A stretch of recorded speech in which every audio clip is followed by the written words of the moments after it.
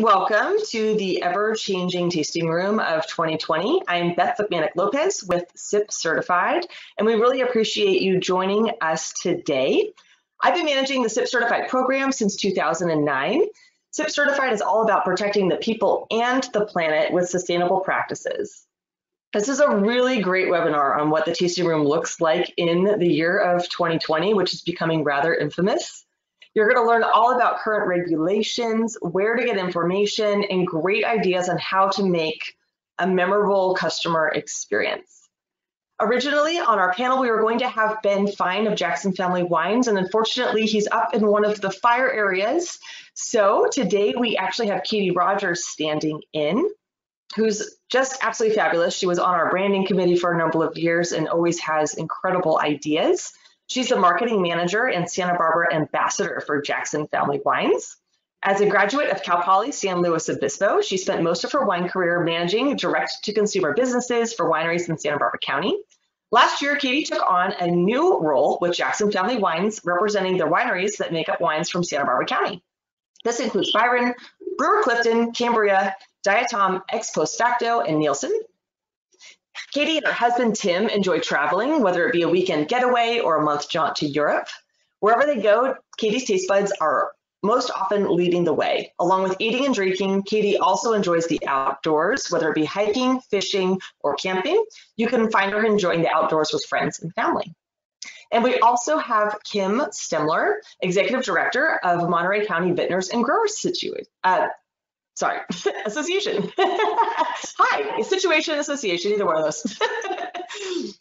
Kim has a passion for all things related to Monterey County wine, the wines, of course, vineyards, and people. In her role as Executive Director of the Monterey County Vintners and Growers Association for the last 7 years, she has been a promoter, connector, and barrier buster.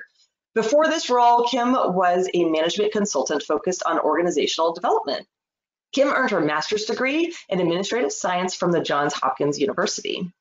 She's a California Association of Wine Grape Growers board member, a longtime member and former board member of the Rotary Club of Monterey, and was named Monterey County Woman of the Year several years ago.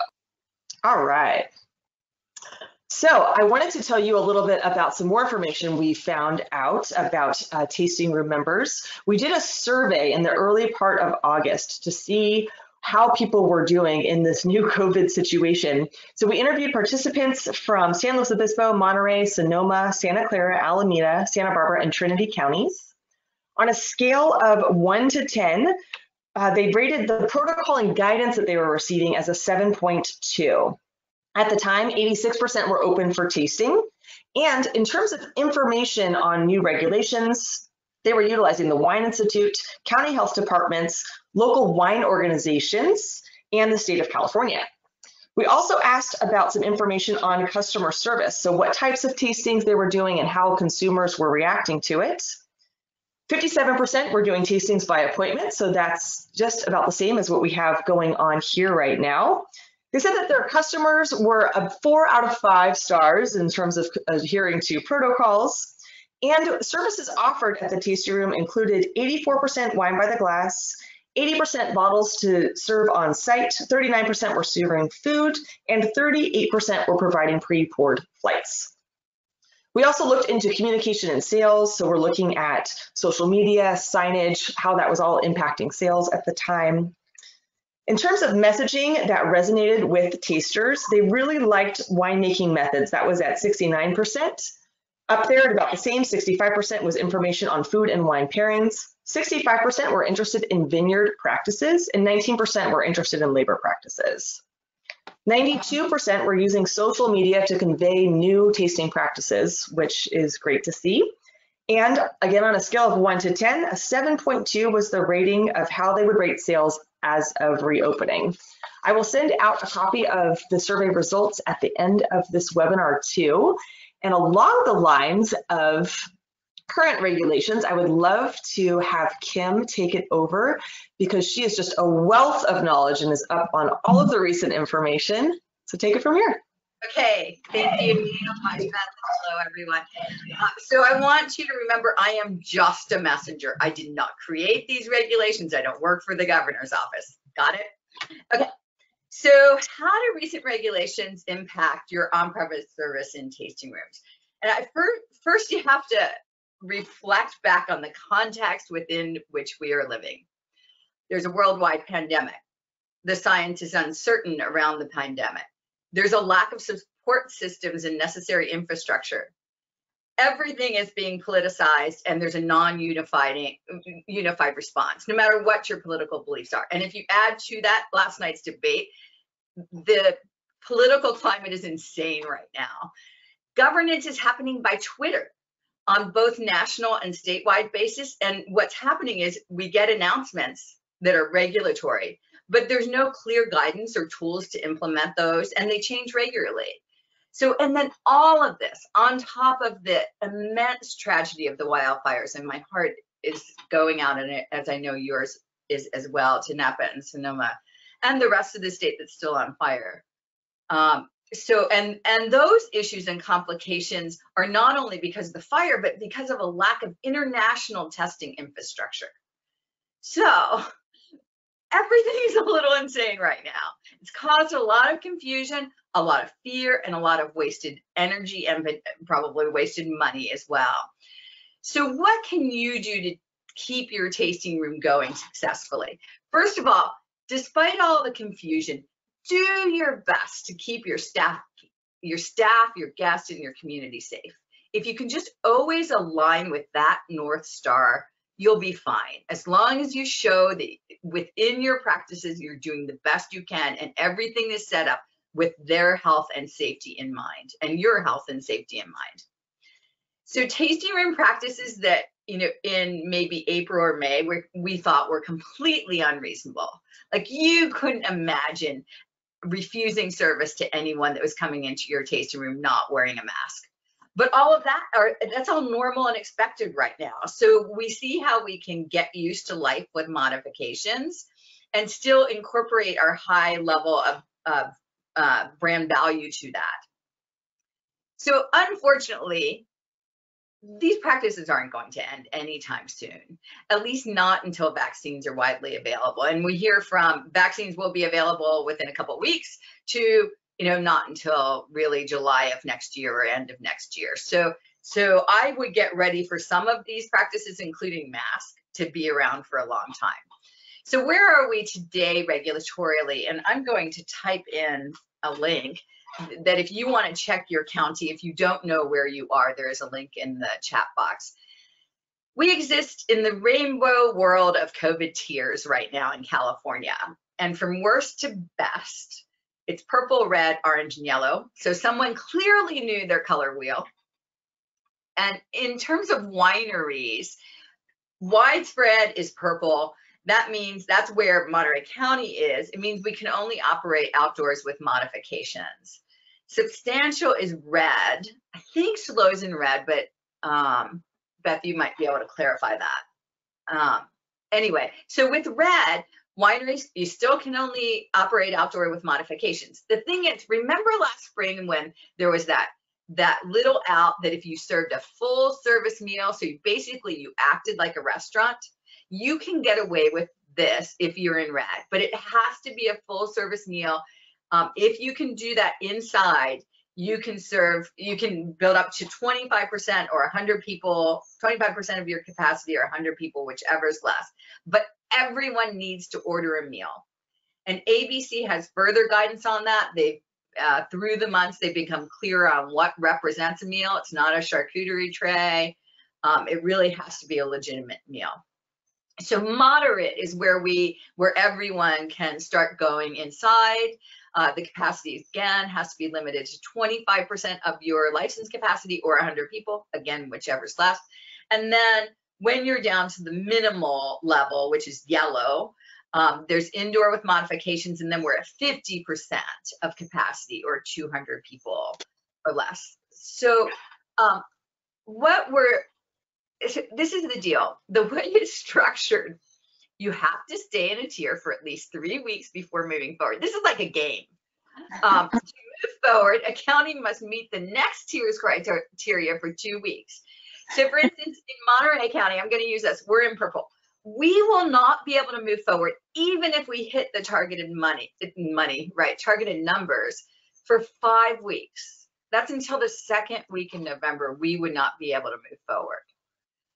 So data is reviewed weekly and tiers are updated on Tuesdays throughout the state. So November 10th is the earliest if you're in purple without food. If you're in red, October 27th is the earliest you can go. So what's being done? This is so frustrating. It doesn't make sense anymore. We, as regional associations, along with Wine Institute and Family Winemakers and COG, we've been reaching out to the governor's office and asking all of our local elected leaders to reach out to the governor's office. And if you want a sample letter of what we're having our elected officials send to the governor's office, please just chat. You know, I can put up a link. Because I think now is the time to put pressure on the governor's office. And that's where this change comes from. It doesn't come from your local health department, your local health director. It comes from the state. And nothing is making sense anymore. Nothing's logical. And we want to get inside before the rains come. So that's it. I'm open to any questions, and you can always reach out independent of this webinar too. Thanks. Yeah, there's a questions section on your app. So if you want to throw any questions in there, we'll keep working through the webinar and I will feed them back to our panelists, and we'll have a little bit of time at the end too for any of the ones that I didn't get to. So with that, I would love to bring on Katie Rogers with Jackson Family Wines, and she and Kim are going to talk about some of the really fun things that wineries are doing right now to engage their consumers and create some great experiences. I know, at least living in San Luis Obispo, I see a lot of people out and about enjoying the outdoor restaurant seating, going to the wineries. I think everyone's getting a little bit like bored and stir crazy of being at home. So there's lots of fun things that you can do to engage your consumers. So I think one of the things that, again, really themes 2020, I just keep on thinking about this Friends episode where they're trying to move a couch up a stairway and Ross is going, pivot, pivot. And that just plays in my head every week because that's all we do. You got to stay flexible, get your yoga in. You're just going to have to go with the flow on this one.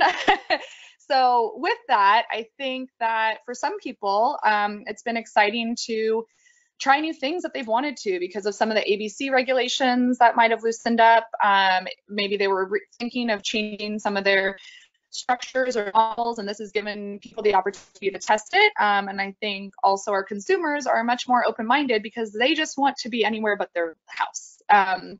So, you know, again, outside, we have been obviously kind of forced to try new outside things, which has been great. I've seen really creative pallet patios built with fencing so that there's barriers. I've seen neighbors open up patios. I've seen, you know, businesses really come and support each other in this community to help each other, whether you're in a downtown area or like out at the estate, and give people opportunities. So for us, personally, we at Cambria Winery, for example, so we actually today in Santa Barbara County, we just entered the red. SLO County is in the red as well, which, as Kim mentioned, affects restaurants. So restaurants can now open indoors 25%, but for wineries, unless you have a restaurant on site or serving full meals, doesn't unfortunately affect you until we get into the orange. Cambria, we actually took the opportunity back in February when life was still going a little bit.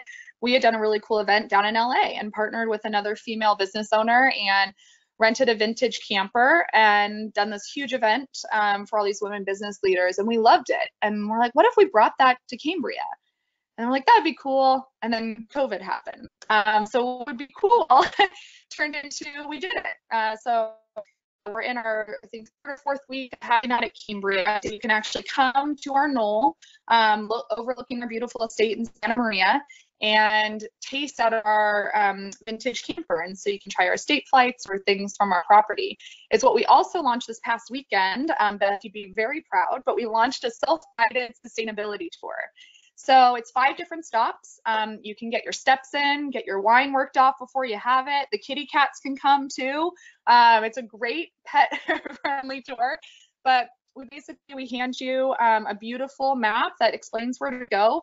And at each stop, there's a QR code on the back of the map. And one of our team members, from our vineyard manager to our proprietors, Julia and Katie Jackson, who are trying to spread climate change activation globally, they tell you about all of our efforts and how we're trying to be leaders in that space. So then you can feel really good about the wine you're drinking. You got outdoors, and I think for 2020, mental health is as important as physical health. So whether that is that glass of wine, whether that is turning off screens and getting outside, it's an opportunity. So that, from some of our sister properties up north, like Kendall Jackson, luckily was primed. They had a sensory garden where you can go and you check out like what Pinot Noir and go smell some blueberry and taste some blueberries. So they basically have that. And I think, to Kim's point, one of the challenges is, again, just the mental wear and tear. So, you as a consumer are already feeling it, and exhaustion and decision fatigue, just not leaving your bedroom with your beautiful green screen for 8 hours.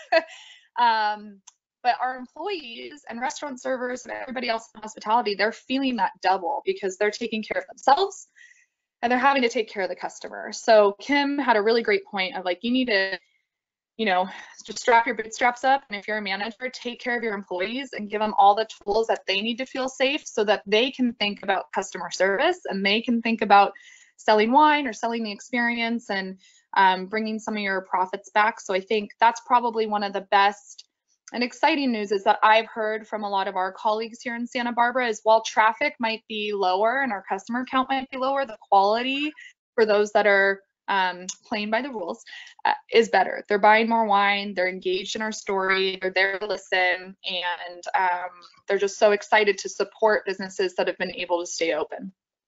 Amazing. I have 2 questions that popped in. Yeah. The first one is for Katie, and Tia, who's on, would like to learn more about the sustainability tour. Is there a URL that you could send her to or a link? Yes, there is. I had some technical challenges joining today, so I'm on an iPad, but I can have Beth follow up with that, or I'll text it to Beth and she can add it here.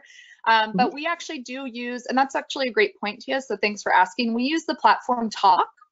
So I think a lot of people have seen that come up. I used Talk for years. It was only a restaurant platform before this. They had started kind of getting in the wine space, but now it's really built in the wine space. So if you have the means, and I do think it could increase your bookings and therefore your sales to invest in Talk or at least do a trial, that is one area that you could support your employees or your own mental health if you're a manager, is to digitize your reservation system. So if you can try Talk or invest in Talk or some sort of similar platform, OpenTable is doing it as well, that you can send people to versus them calling and you figuring out times and schedule while you're trying to host people. It's just one less thing for you to think about, and then you can focus on the customer in front of you and hopefully again selling more wine. But we do have it live on Talk. You search Cambria Winery and it'll show up. Great. And if you send me the link after the webinar, I'm going to follow up with an email to everyone who's attending with links to our participants and other tools. So I'll include it in there. Perfect. The second question is going back to Kim, and this is on the regulation part. Is there any discussion of subdividing counties into smaller regions in terms of purple, red, orange? The answer is already no. The answer is no. That would be nice. No. There's no talk. No talk of that. And then I have a comment from Paula. She's saying OpenTable is less expensive than Talk and free through the end of the year. So that's another tool potentially for people on the line. Great. All right. So what other ideas and fun things have you been seeing going on in the tasting rooms, Kim, in Monterey County? Yeah, so in the more, it's barely urban, but we'll call them urban, the village tasting rooms.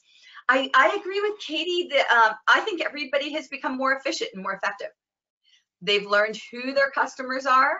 They're making more per customer. They're paying a lot more attention to each customer. And, you know, there's always a silver lining to crises. And I think our tasting rooms have really figured out how to restructure their businesses in a way that they want to bring it forward. So the whole thing about reservations, that's also a great idea. So what we find is reservations are useful on weekends when it's really busy. and they recommend reservations but don't require them. There's been some issues with people not showing for reservations. So, you know, lots of people have been experimenting with texting people an hour before, texting them 15 minutes before, calling the day before, all of those things. So, so there are issues with reservations, but in general, to elevate the experience, you know, even if it's just the perception of the experience, to elevate it by recommending reservations, it has really ended up being a very positive thing. And I think also what we're hearing is customers really respect places that are paying attention to the regulations. So even though you don't want to, like, who wants to wear a mask all day? No one. But that you are, customers are noticing that. And there might be a few, but a smaller percentage of the population that thinks it's ridiculous, but the majority of folks really respect that, want to feel safe, want to abide by the regulations, and appreciate you as a tasting room abiding by those as well. I have another question that came in from Brandy, and I guess this could probably go to both of you, Katie and Kim. Are the tasting rooms seeing less large party groups like bachelorette parties? For us, yes. So we have on all of our messaging a cap of 6 people per group, which seems to be kind of industry average right now. And then also, to Kim's point earlier, before we had talk, we had the issue with people not coming up for reservations. Since we've had talk, unless you're a wine club member, you have to prepay for your reservation. So that is an incentive to either manage expectations and cancel ahead of time, or to show up because you've already paid for it. So I think that is one thing. But yeah, the groups have seemed to be less, or if we do have groups, then we do explain that we will probably need to separate them because our tables are already set for small groups, 6 feet apart, etc. So I want to maintain that. I think it's also a perception of other guests that are there in smaller groups, that if they see a large group, again, until everybody gets more comfortable with things being open, it's just making everybody feel good about where they are. And I'm so sorry I have to be the voice of regulation because this is really not me. I really am fun. So the state and local governments have regulations on gatherings. I mean, social gatherings, not in tasting rooms, no tasting room that we know of throughout the state, in talking to all the regional associations, there's been no COVID attributed to them, either in guests or in workers, which is great. But where folks are getting it is from like family and friend gatherings, and then multi-generational households. That's where it's being spread the most throughout the state. So there's discouragement for, you know, you can only have a certain number of people together, and they're not supposed to be people that don't hang out together. You know, so we could assume that a bachelorette party, those people, although they're friends, they might not be in each other's pod. So it's not something from a regulatory basis that the state or the counties want to support happening. Gatherings are a no-no. And if you're in the industry, you might be okay with no bachelorette parties anymore. Efficiency. Yeah, how can you maximize, you know, the dollar amount per each touch? And it's not through bachelorette parties. Oh. And I think you also had a note about live music that came up in one of our earlier discussions. Okay, this makes me cry. Yeah. So the state, the governor's office, you complain to the governor's office, okay? Anybody that is upset, send a note to the governor's office. Send an email to somebody in the governor's office. So a while ago, they said no live entertainment, no live music, and that music was not supposed, that when there was music, it was not supposed to be above a level where people could normally talk, like sort of we're talking now.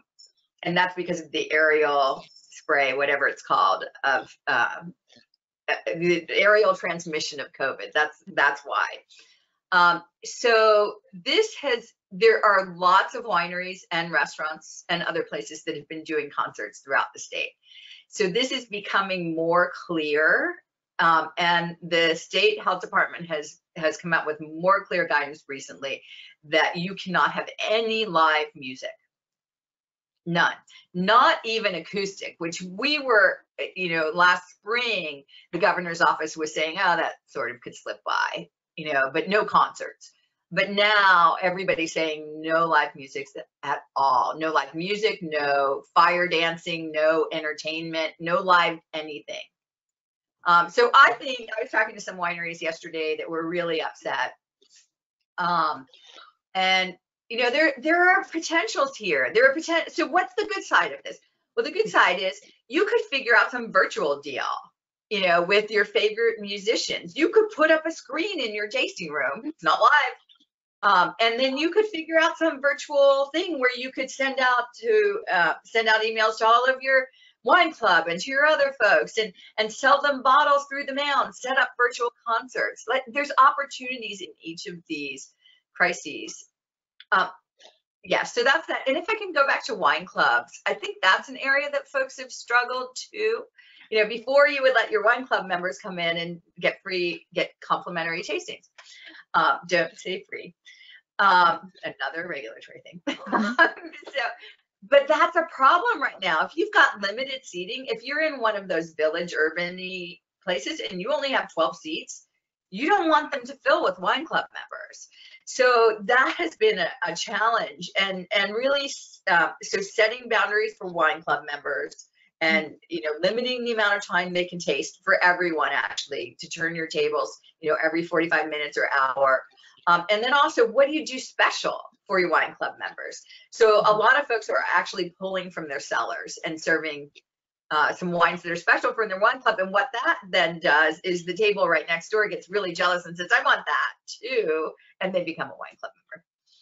So. Great ideas. So we only have 2 minutes left in our webinar, and I want to give a huge thank you to Kim and Katie for joining us today. I know that you can find Kim at monterey-wines.org, and also her email. I'll send that out after the fact. And then Katie, I'm going to send out some links to Instagram for Cambria Wines, Kendall Jackson Wines. Is there anywhere else that's a good place for people to learn more about what you guys are doing at Jackson Family Wines? Yeah, we actually have a Jackson Family Wines Instagram, so Jackson Family Wines. And then also Brewer Clifton and Nielsen Wines are also good resources for what we're doing in Santa Barbara. Brewer Clifton is an industrial zone in Lompoc, but again, we've gotten creative. The roll-up doors are open, and you can check out Greg with Harvest. He actually invited some guests to foot stomp some grapes the other day, so you never know what might happen.